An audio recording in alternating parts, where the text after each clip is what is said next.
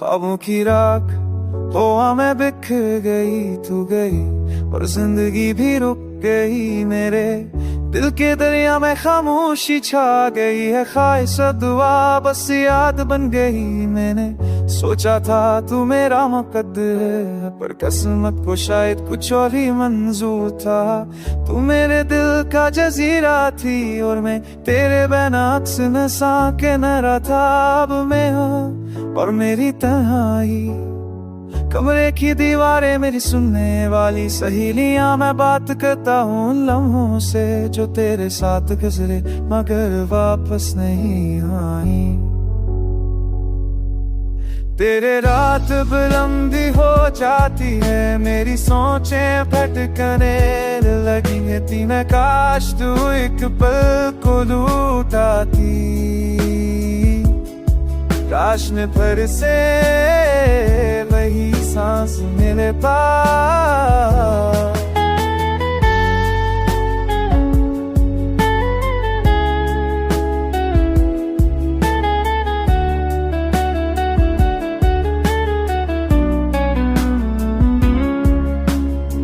कभी कभी चांद से नजरें मिलती है, वो भी तुझे याद करता लगता है। तारे टमटमाते हैं जैसे किसी अधूरे गीत की धूम हो।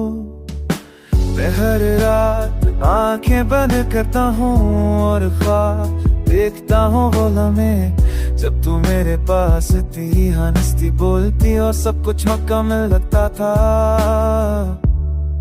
अब वही ख्वाब जल कर राख बन दे और दे आज तमी है तेरी पसंद वाले। मेरे अंदर आप एक खामोन सके बस आप एक बात लगे।